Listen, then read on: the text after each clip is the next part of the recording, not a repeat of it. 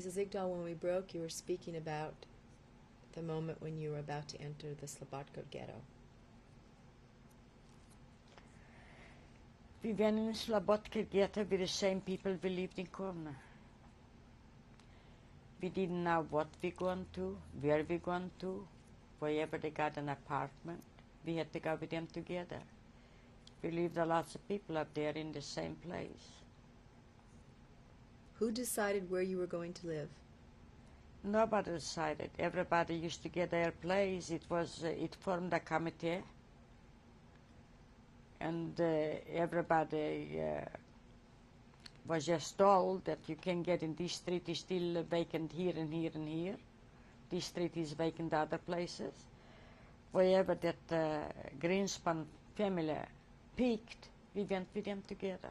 The committee. Who was the committee? The committee made up from Jewish people. Lots of people were there. I didn't know them. Not So, one. When you first arrived, what was your first impression of the ghetto? We didn't know nothing. We just cried a lot. And we was thinking the worst because we saw all the surrounding the barbed wire with so many soldiers around in each corner, in each step, one after the other, and we didn't know what they're going to do with us. What were the sanitary conditions like? Bad, awful bad. Big families used to live in one room or in 2 rooms. Sanitary condition was very bad. And people didn't have a way to go out and to buy groceries. They had to get the groceries what they used to give you in ghetto. In ghetto used to be only horse meat, a ration that you got so much and so much a day. The rotten potatoes, or the peel from the potatoes. If you were lucky to get out the ghetto, and let's say you went to work and you took a piece of clothes on your hour or a piece of jewelry, and you could cover up yourself and make believe if you could get out from the group, like a Lithuanian woman, then we used to reach a village and change in. And everything we used to bring back to the working place around us, tied up with a piece of rope, and everything used to be stopped in your body. But you had to be lucky to get to the ghetto place. When you came to the ghetto, was lots of police people, German and Jews. And they used to open the gates like for kettles. Get in, quick, quick, quick. And sometimes they stopped you, what you got up here. Used to take away, drop it, drop it, drop it. Used to take away everything. Then the crying used to be again terrible. Because you lost the piece of stuff that you changed in, you knew you're not going to get another piece. And you didn't have the food to eat. What would they take you outside the ghetto for? Work. What kind of work? Any kind of work. One group went to help to clean around the airplanes. Another group went to clean and to work around woods. One group used to go to work in what kind of manufacturers. Another group used to go, all kind of groups used to go in different places. What did you do? I worked, the first thing, we digged places, we made clean, lots. And after them I worked with wood. But the scary thing was, the first people what they took out from ghetto, they called for doctors and lawyers. I believe the amount was 500. And that's what it started to scare the people. They never returned them back. Then people thought they'd go and keep them for another 2 weeks or 3 weeks. They waited and waited, the families. They never came back. Did you hear what happened to them? Later on, they find out that they got killed, all of them. How much later on? I cannot recall how much later on. Were you in the ghetto when you found out? Yeah. And then they used to take out other groups, done the same thing. Then people used to scare ready to go. But they couldn't help themselves. They had to come to the gate because the German people, when they called to the committee, they need here 300 people, here 200 people, here 100 people, here 500 people. The committee went from home to run out the people and to get to the gate. How many times we hide in basements, on attics, with rats, with everything. With rats? Right. Scary so much because it was so filthy, so dirty in basements. Hunger. Scared to come out until the day used to go. By the police, the Jewish police couldn't help themselves. They have to bring people, so many to the gates that the German people could pick up their workers, their laborers. Can you describe a time that happened to you? When it happened to me, we used to go very often, but a lots of times we hide. A lots of times we hide. I remember one day, they didn't have enough. They went by the home, and the home was closed. The windows was closed with wooden windows, and locked the doors. They knocked so bad, and we hide under the beds. And I know that my heart stopped. When I got out, I knew that I got out from somewhere, but I couldn't remember even that I got under the bed. And another one too. So much scare. When we used to lay down on the attics or in the basements, we scared maybe they will come in, they will get us up there, they will kill us up there. We didn't go. But lots of times, the most of the time, we had to go. And all the Jewish people had to do the same thing. Did they ever beat you in the ghetto? Oh, plenty times. Not in the ghetto, out the ghetto. When we worked, they always had whips with what to give, and if not, it's with a gun. It came a time in the ghetto when they say they go and bring from Hungary, from Hungarian people. We never brought them. And they, the committee let know all the people that everybody get up 6 o'clock in the morning and come to that lot, except old people and kids, sick people and kids. But you have to mark on the door how many people you left in that place. If one will miss, then a black will be killed. If one will fool only. The people did it. Everybody came out on the place. You could see it was 2 lines lined up, SS people with the big dogs. And when they start to call the families, they pull the families apart. 2 here and 3 there, 4 here to left, and 6 to the right. Nobody knew who's to the right, who's to the left. Nobody. But we stood, I, my sister, and the Rachel Sens, in one place, and the Greenbergs, in one place, until it came already later in the evening. When it was our turn to go, we hold ourselves like in the hands like little kids.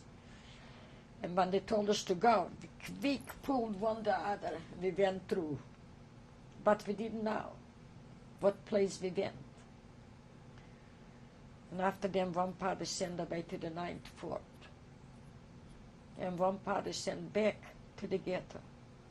We were the lucky ones. We came back to the ghetto. The other ones went to the 9th Fort.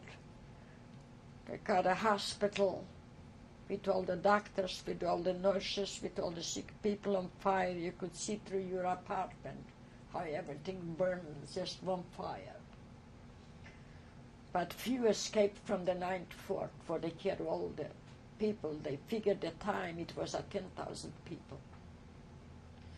They escaped from there when they came back to the ghetto. They told the people the terrible, terrible news. They shot all the people and they buried them. It was a mountain. The blood was just running over the streets. The blood? The blood. After them, they brought bulldozers to make it in the place. That people should recognize it's so bad. Did you see them bring the bulldozers? No, I didn't, but other people saw that. And all the Kovner people will tell the same thing. They know it from Kovner Ghetto, everybody knows that. Do you remember what date that happened? It was, I believe, before Rosh Hashanah. I cannot recall right a date, but it was before Rosh Hashanah. And when we went back to the homes, we didn't find the sick people. Sick people were not there. They burned them in the hospital? Must be. Nobody was there. Or one day, they called all the people that whatever you got, gold, silver, fur coats, everybody got to bring to the committee. To the committee? Right. Nobody can keep to themselves. If they will find one person is hiding something in the ground, whatever they will hide, they will shoot again a street with the Jewish people. Then let's say, if I didn't have nothing, I bought the other one. He shouldn't hide nowhere. Because I scared for my life. That is, they scared for their lives too. Then nobody was allowed to hide, just to give up everything except clothes. The fur coat, the silver, the gold, the brilliants. We didn't have that stuff anyway. Because when we left home, we had already sold a lot of things, the little things what we had. The people gave up everything, and still wasn't enough. It wasn't enough for them. Why? What did they do? What did they do? They got all the jewelry from the people, and then they started up with the people again. I'm sorry, they started what? They started up with the people to shoot the people again, to take them out again. So And what? now they came one time, and they asked for men. My sister had her boyfriend, David Latzman. For many years they went around. They dated, and she had to get married to him in Kovna before the war. And they called for so many men. He went. They all went. What they did, they took pieces of wood, what you use them for a kamin. They made the people to put up wood and put up the people, put up wood, put up the people, they put up gasoline and burned them all alive. His rest of the family, everybody, after them, the ones overlived there in Israel, the Latzman family. How old was he? He was a young man, maybe 25, 26 years old. I got his picture. Mrs. Igdal, during this time in the ghetto, was there any religious observance? I will tell you the truth. Nobody was thinking about it. We didn't have the time to talk about it. We used to go to work with scare, come from work with scare, tired, thinking what's going to happen the next night, the next day. I remember a time when my sister and a friend from Philadelphia, they were sick on typhus, laid on in the little room. And I and another woman. And in the second room was a family. And the other woman, we were well. Then we hide behind the armor closet. That if they will come, they said they will come and to pick up people. Then we told the sick people they will not take. And the healthy people, they have to hide themselves. We hide behind the armor closet. They came in, they carried on terrible. Then the neighbor from the other room came out. He says, "What do you want from the children? What do you want from the children? Let them leave. You see how sick they are. They got typhus. What can you do with them?" He turned around and he pushed the closet. He found me and the other woman. He started to scream to Helen, want to take us out. He fell to his feet to beg, "You cannot take us because my sister is dying." And he left us alone. And that was a Jewish man. Who was the Jewish man? Armstam. He got after the war 20 years. He got 20 years in prison Right. after the war. Right, the Jewish people know him. Who was he working for? He was in the committee. He was in the police force. The police, what they call the police, the Jewish police. Can you spell his name? Armstam, I believe it's A-R-M-S-T-A-M,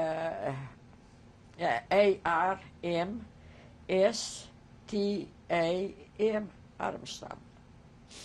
Do you know why he decided to leave you? Because he had to prepare for the German people, Zomen and Zomen laborers, young people. But I believe he had a little bit because the other neighbor, he jumped on him. He was such a fine man and see the woman. How can you do a thing like that? Don't you got a Jewish heart? He says, but what can I do? What can I help? I have to prepare so many young people. Says, can you find the other ones? Don't you see? They're dying. Leave them alone. They left us alone. You said your sister was dying. They had typhus. She and the other one who lives now in Philadelphia. What was your sister's name with the typhus? Hannah. C-H-A-N-A. No, she's Anna. They changed the name. Mrs. Igdal, how did you sleep at night? You must have been bone tired. How did you sleep at night? We couldn't sleep. We used to cry a lot, talk a lot, and think about the next day. What we're going to do the next day. Who's going to take us? Where we will go? What's going to happen? We used to think about our families. Even we didn't know they're all dead, but we thought they're the same thing like we. They must be all dead. We will never see them in our life. We will never meet them in our life. Where did you live in the ghetto? Did you have one room? How many people did you share it No, with? we used to be 4 or 5 in a room. It was little homes.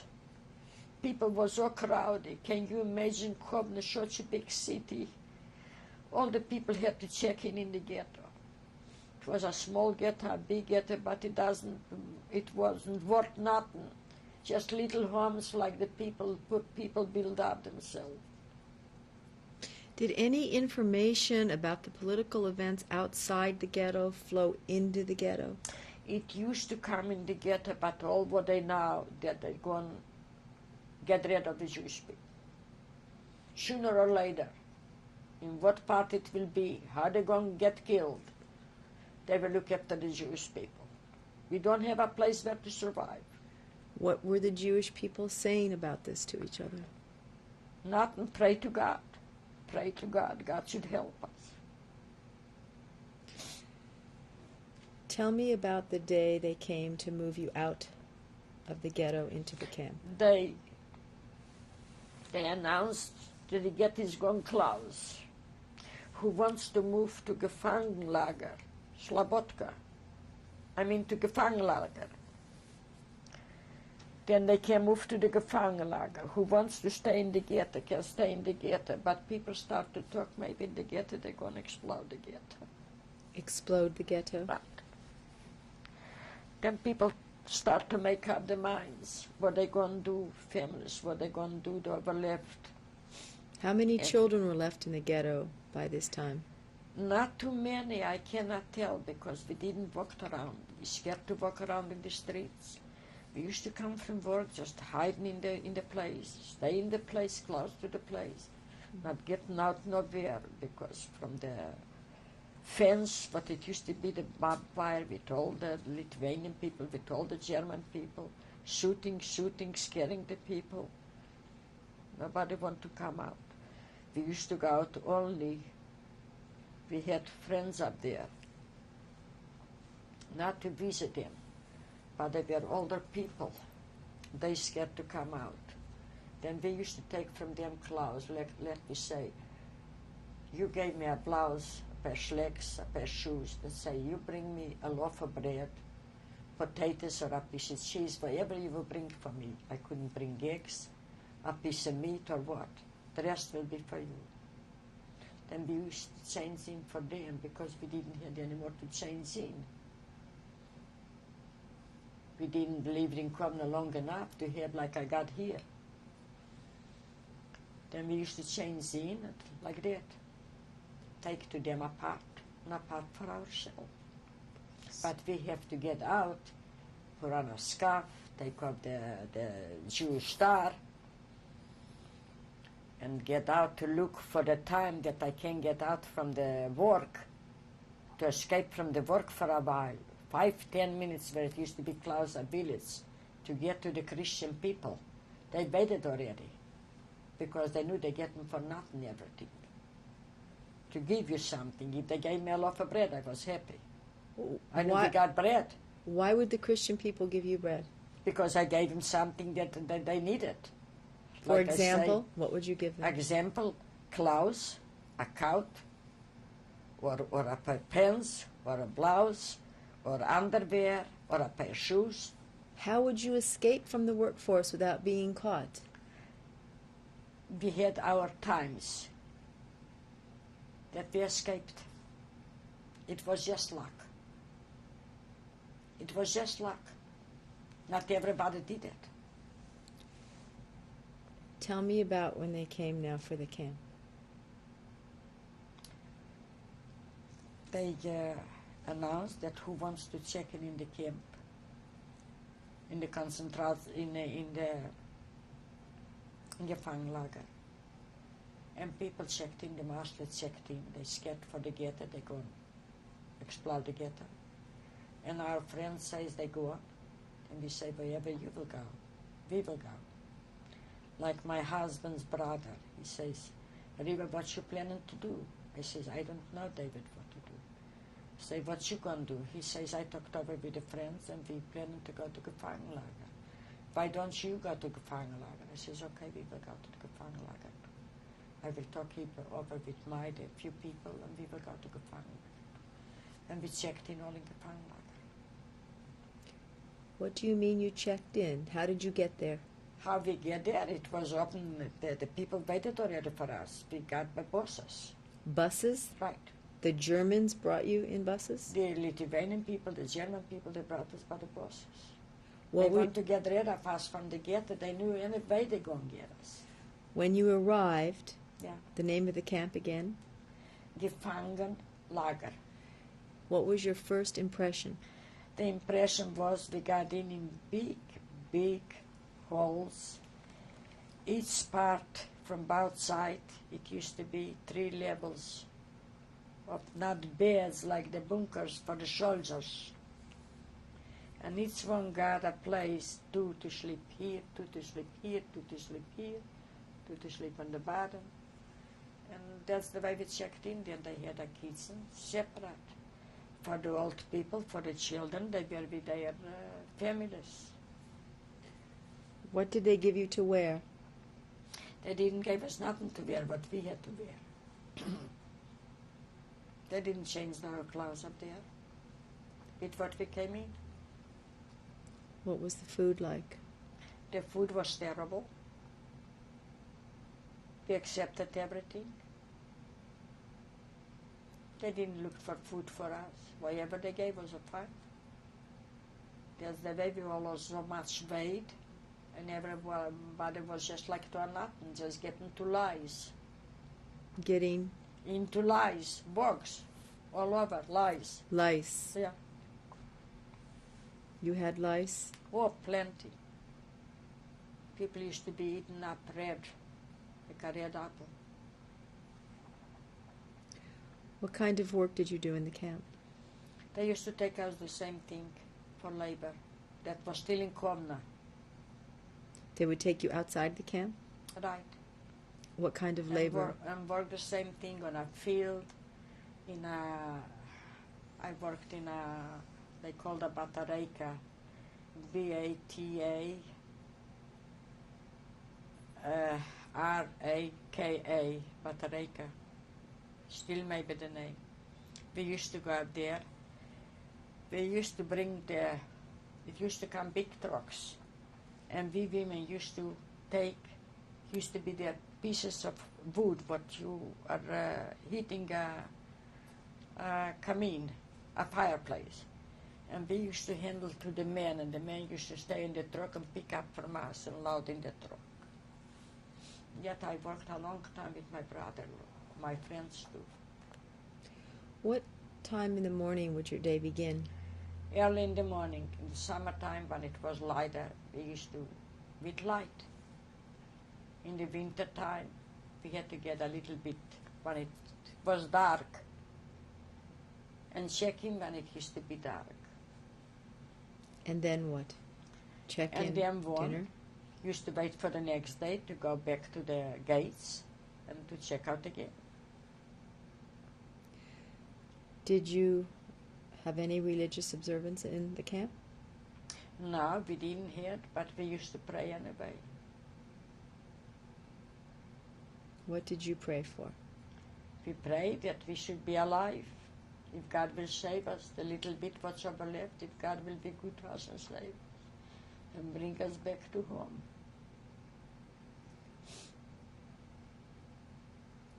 We didn't ask for much. We didn't want much. We just want to see family, if somebody from the family is still alive.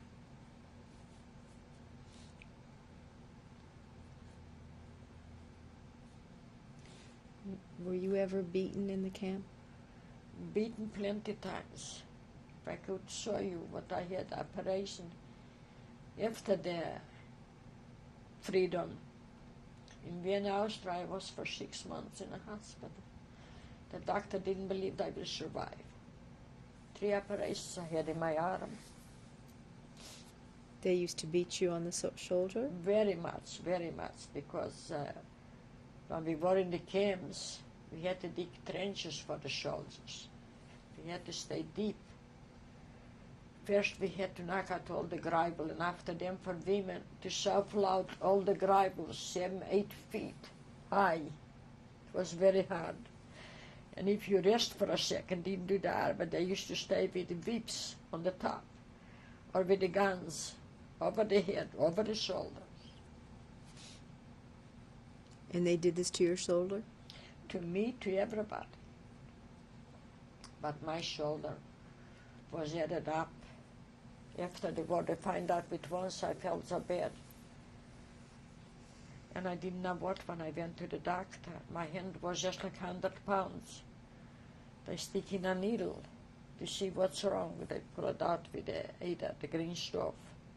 And he told my sister, I have to have an operation on it. I have to check it. In Vienna, Austria, in the Jewish hospital, the Iris Hospital. After the war? After in the war, didn't have to nobody to complain. If it hurt you, you had to be quiet. If it didn't hurt you, if you could get up, you couldn't get up, you had to get up and stand up in the line. Mrs. Igdal, were you ever taken to a different camp? From a Gefangenlager, they took us to Ponivez. Can you spell it? P-O-N-E-Z-E-R.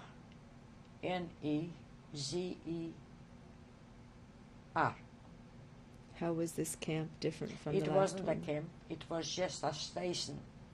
We were there for a few days, and from there they kept us in the woods, and they carried us to Shaulai. S-I-L-A-Y. I'm going to stop here for a tape change.